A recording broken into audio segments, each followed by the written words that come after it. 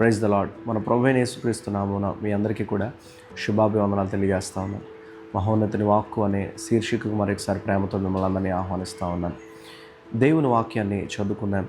ఫిలిప్పీలకు రాసిన పత్రిక 3వ అధ్యాయం 14వ వచనంలో అపోస్తలుడైన పౌలు ఇలాగున మాట్లాడుతూ ఉంటాడు.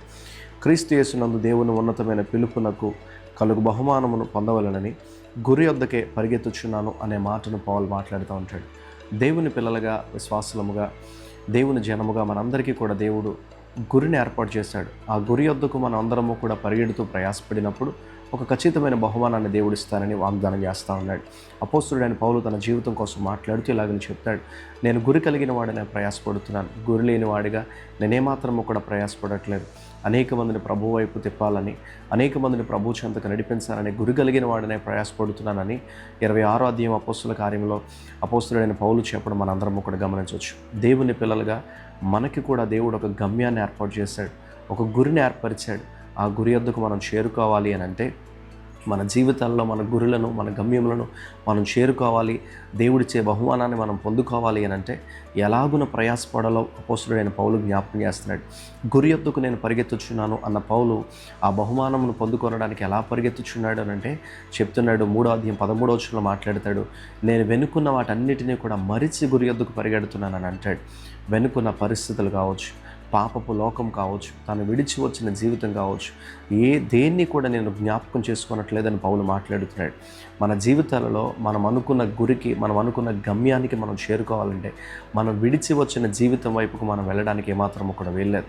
మనం వదిలేసి వచ్చిన లోకమును మరలా మనం చేరుకోవడానికి ఏమాత్రము కూడా వీల్లేదు. వాటన్నిటిని ఒకప్పుడు విసర్జించి మనం దేవునిలోనికి వచ్చాం.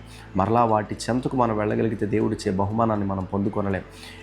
ఈ లోకంలో మనం సాధించాలనుకున్న విషయాలను మనం సాధించలేం. ఇశ్రాయేలులను దేవుడు కానాను వైపుకు నడిపిస్తూ ఉన్నప్పుడు సంఖ్యాకాండం 14వ అధ్యాయాన్ని గమనించగలిగితే మనకు అర్థమవుతుంది.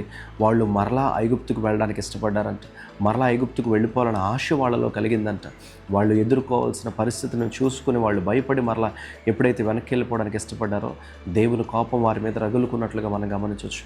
బిడ్డ, దేవుడు నీ కొరకు, నా కొరకు ఏ గమ్యాన్ని అయితే ఏర్పరిచాడో, ఏ పరలోకాన్ని అయితే నీ కొరకు, నా కొరకు దేవుడు సిద్ధపరుస్తానన్నాడో, ఏ మహిమ కలిగిన కిరీటాన్ని దేవుడు మనందరికీ ఇస్తానని వాగ్దానం చేశాడు, దాన్ని పొందుకోవాలి అని అంటే లోకములో విసర్జించి వచ్చిన వాటి వైపు ఏమాత్రము కూడా మనం తిరగడానికి వీల్లేదు.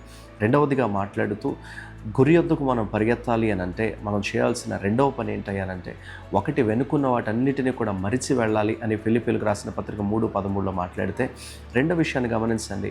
గురి వద్దకు మనం వెళ్ళాలి అని అంటే ఒకటి మనం వెనక్కి చూడకూడదు. రెండవది మనం చేయాల్సిన పని దేవుని వాక్యం ఇలా జ్ఞాపకం చేస్తుంది. ఒక రోజున పేతురు యేసు ప్రభువును చూస్తూ నీటి మీద నడుచుకుంటూ వెళుతున్నాడు. నీటి మీద నడుస్తూ అతడు దేవుని వైపు చూసినంత వరకు బాగానే నడవగలిగాడు. కానీ దేవుని వాక్యం ఎలా ఉంది, అతడు గాలిని చూచి భయపడి మునిగిపోసాగి అనే మాట కనపడుతుంది. పక్కకు చూశాడు, గాలిని చూశాడనే మాట ఉండదు. పరిస్థితులను చూశాడు, అస్థిరమైన దాన్ని చూడడం మొదలుపెట్టాడు. శాశ్వతంగా ఉండని దాన్ని, తాత్కాలికంగా వచ్చి వెళ్ళిపోయి దాన్ని చూడడం మొదలుపెట్టాడు. అలా చూసి అతడు మెల్లిమెల్లిగా మునిగిపోవడం మొదలుపెట్టాడని బైబిల్ మనకి జ్ఞాపకం చేస్తూ ఉంది. బిడ్డ, దేవుడు నీ కొరకు, నా కొరకు ఏర్పరిచిన గమ్యాన్ని మనం చేరుకోవాలి అని అంటే లోకంలో వచ్చే శ్రమలను, కష్టాలను, పరిస్థితులను, వెనుకున్న వాటిని చూడక మనం దేవుడిని మాత్రమే చూస్తూ మనం ముందుకెళ్ళగలిగినప్పుడే గమ్యాన్ని చేరుకుంటాం.